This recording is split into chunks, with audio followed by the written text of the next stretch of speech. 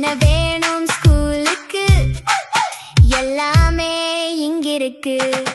Super Saravana stores, Chennai, Madurai, Kovai.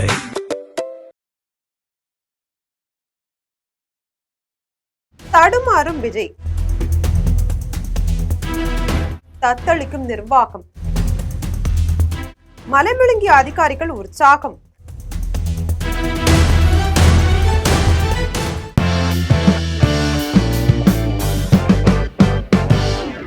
தமிழகம் முதல்வர் அப்படின்ற முறையில சட்டமன்ற தேர்தல் முடிவுகளுக்கு பிறகு பிரதமரை சந்திப்பதுன்றது ஒரு சம்பிரதாயமானது. இருந்தாலும் பிரதமர் மோடியா முதல்வர் விஜய் சந்திக்கக்கூடிய நிகழ்வுக்கு எதிர்பார்ப்பு அதிகமாவே இருந்தது. ஆனா 4 கோரிக்கைகள் 10 நிமிடங்கள் அப்படின்னு மாநில முதலமைச்சரும் நாட்டின் பிரதமரும் மிக குறுகிய நேரமே சந்திக்கிறாங்க அப்படின்னா அது கவலைப்பட வேண்டிய விஷயம்னு சொல்றாங்க. மேலும் கூட்டணி கட்சி தலைவரான ராகுல் காந்தியையும் விஜய் சந்திப்பதா இருந்தது. ஆனா கர்நாடக மாநிலத்துல காங்கிரஸ் கட்சிக்குள்ள முதல்வர் பதவி யாருக்கு அப்படின்னு சித்தராமையாவுக்கும் டி.கே. சிவகுமாருக்கும் நடந்த சண்டையில சிவகுமார் வெற்றி பெற்றிருக்காங்க. இதனால சித்தராமையா முதலமைச்சர் பதவியை ராஜினாமாவும் செய்திருக்காங்க. முதலமைச்சர் விஜய் டெல்லி சென்றிருந்த நிலையில ராகுல சுட்டி கர்நாடக புள்ளிகள் அந்த மாநில விவகாரம் அப்படின்னு பிஸியா இருந்தாங்க. அதனால இன்னும் சில தினங்கள்ல மீண்டும் டெல்லி வரும்போது ராகுல சந்திக்கலாம் அப்படின்னு விஜய் முடிவு செஞ்சிருக்காங்க. விஜயும் ராகுல் கிட்ட சந்திக்க நேரம் கேட்கல, ராகுலும் கொடுக்கல அப்படின்னு தெரியுது.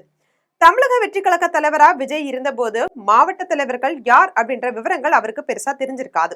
அனைத்தையுமே புஷி ஆனந்த் தான் பாத்துக்குவாங்க. விஜய் மக்கள் இயக்க நிர்வாகிகள் மட்டும்தான் அப்படின்றது மட்டும்தான் விஜய்க்கு தெரிஞ்சிருக்கும். மாவட்டத்திற்கு யார் என்பதெல்லாம் அவர் அப்போது நினைவில் வைத்திருக்க வேண்டிய அவசியம் இல்லாம இருந்தது. ஆனா இப்போ விஜய் முதலமைச்சர் ஆகியிருக்காங்க.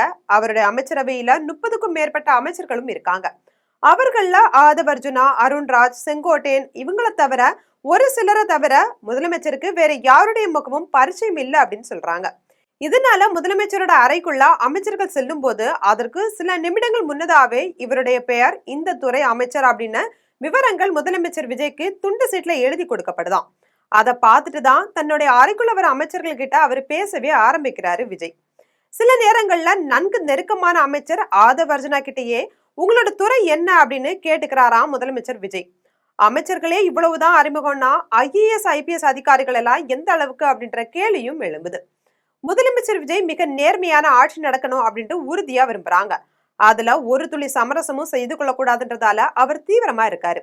அதனாலதான் கட்சி நிதி, அமைச்சர் நிதி எல்லாம் எந்த நிதியும் வாங்கக்கூடாது அப்படின்னு உத்தரவிட்டிருக்காங்க.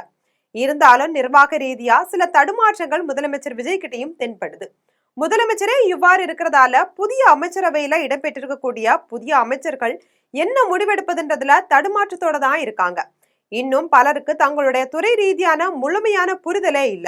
சாதாரணமா அமைச்சர்கள் இட வேண்டிய உத்தரவை கூட முதலமைச்சர் அலுவலகத்துல இருந்து ஒப்புதல் வரட்டும், அதுக்கப்புறம் பாத்துக்கலாம் அப்படின்னு அமைச்சர்கள் தட்டி கழிப்பதாகவும் சொல்லப்படுது.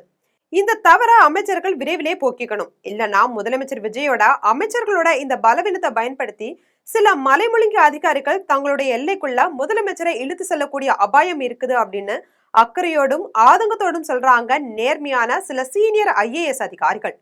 இதனால முதல்வரும் அமைச்சர்களும் எச்சரிக்கையா இருக்கணும்ன்றதுதான் மக்களுடைய மிகப்பெரிய எதிர்பார்ப்பாகவும் இருக்குது.